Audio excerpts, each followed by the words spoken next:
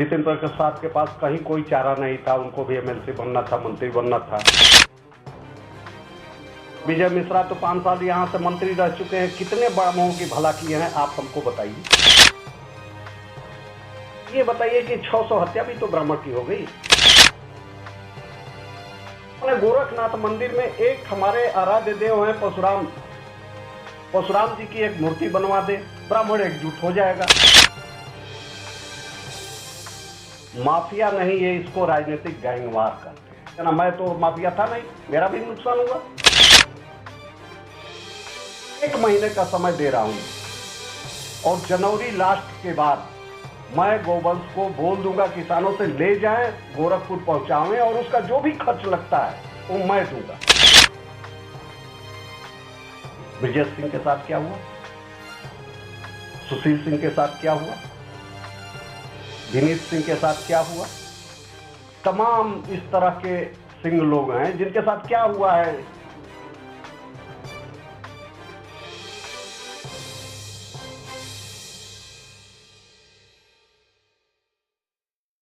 नमस्कार, मैं अभिनेंद्र।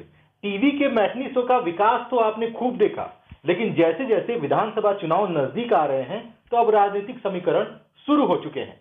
मेरे बगल में जो शख्स यहाँ मौजूद हैं वो कोई और नहीं, वो ब्राह्मण समाज के एक कद्दावर नेता हैं, समाजवादी पार्टी से आते हैं। इनका नाम है गणेश मिश्र।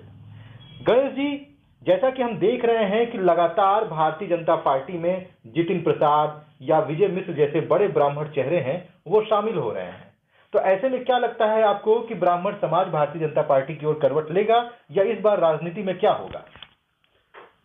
ब्राह्मण समाज में 600 हत्याएं इस पूरे शासनकाल में हुई है।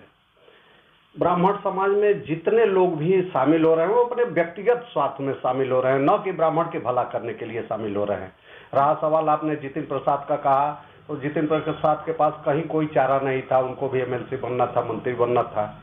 और विजय मिश्रा तो 5 साल यहाँ से मंत्री रह चुके हैं, कितने ब्राह्मणों की भला किए हैं आप हमको बताइए।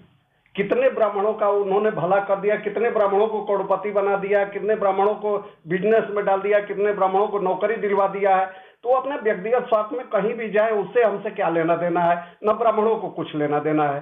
ब्राह्मण तो चाहेगा कि कोई भी व्यक्ति पार्टी अगर किसी को टिकट देती है तो जब जातिगत आधार पर देती है तो ब्राह्मण के नाते ही यहाँ से टिकट पाए।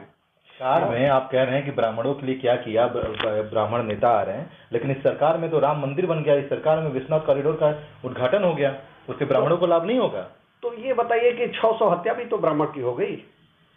ब्राह्मण का व्यक्तिगत लाभ तो है नहीं, वो तो सबके लिए है। मंदिर तो हमारा आराध्य चीज है। रहा सवाल कि ब्राह्मण की बात करते हैं तो योगी जी मुख्यमंत्री हैं वर्तमान में, आगे भी भविष्य में मुख्यमंत्री की उनकी घोषणा की गई है। उनका ब्राह्मण प्रेम आप सब लोग जानते हैं कि कितना प्रेम है। अगर इतना ही प्रेम है उनको ब्राह्मण से, तो अपने गोरखनाथ मंदिर में एक हमारे आराध्य देव हैं परशुराम जी की एक मूर्ति बनवा दे, ब्राह्मण एकजुट हो जाएगा, उनके साथ हो जाएगा ब्राह्मण। इतना हम लोग बहुत जल्दी ब्राह्मण भूल जाता है अपने पिछले इतिहास को। आप धर्म की बात कर रहे हैं, कह रहे हैं कि परशुराम जी की मूर्ति बना दे। ये भी तो देखिए कि सरकार में गौ हत्या पर रोक लगी, गौ रक्षा हो रहा है। गौ हत्या और गौ रक्षा की तो पोजीशन ये है कि गायें मर रही हैं गौशालाएं में खाने बिना और ठंड से, और कुछ जो बची गायें हैं जो सड़क पर दिखाई देती हैं या जो चारागाह किसानों के खेतों को बना दी हैं, उनकी पोजीशन ये है कि किसान भी मर रहा है, लोग एक्सीडेंट से मर रहे हैं। ये तो संवेदनहीन है। आपके मुख्यमंत्री जी तो एकदम संवेदनहीन है। जो अपने पिता के मरने पर नहीं गया, उसकी कितनी बड़ी संवेदनहीनता है। और बहाना कर करके कि मैं कोविड काल में मैं जनता की सेवा में लगा रहा। जनता की सेवा 2 घंटे का रास्ता है, हेलीकॉप्टर से साधन संपन्न है।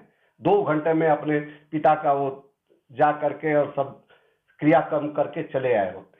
लेकिन ये तो बहाना है कि हम उनको संवेदन है ये नहीं। जिसको अपने पिता से संवेदन नहीं है वो दूसरे से क्या उसका संवेदन होगा। संवेदनहीनता की बात कर रहे हैं, आप आरोप लगा रहे हैं। हाँ। ये भी तो देखिए कि सरकार में कानून व्यवस्था कितनी दुरुस्त हुई है, कितने सारे माफियाओं पर बड़े बड़े कार्रवाई हुई है। माफिया नहीं, ये इसको राजनीतिक गैंगवार करते हैं। ये माफियागिरी और माफियों से नहीं। ब्रजेश सिंह के साथ क्या हुआ, सुशील सिंह के साथ क्या हुआ, विनीत सिंह के साथ क्या हुआ, तमाम इस तरह के सिंह लोग हैं जिनके साथ क्या हुआ है। राजनीतिक गैंगवार इसको कहा जाएगा। एक पक्ष के दूसरे विपक्ष के लोगों को कम किया जाना, मजबूत लोगों को नुकसान किया जाना। मैं तो माफिया था नहीं, मेरा भी नुकसान हुआ, आप लोग देख ही रहे हैं। अभी भी नुकसान पर नुकसान होता जा रहा है। अभी हमारा जमीन एक जब्त किए अभी मऊ में, अभी 10 दिन पहले। तो इसका क्या मतलब है, ये राजनीतिक गैंगवार है। सीधा सीधा ब्राह्मणों को, अदर बैकवर्ड को टारगेट किया जा रहा है, ब्राह्मण को टारगेट किया जा रहा है, यादव को, मुसलमान को टारगेट कर करके अपना जो भी राजनीतिक प्रतिद्वंदता में है, विरोधी है, उनका नुकसान किया जा रहा है, न कि इससे कानून व्यवस्था को ठीक किया जा रहा है।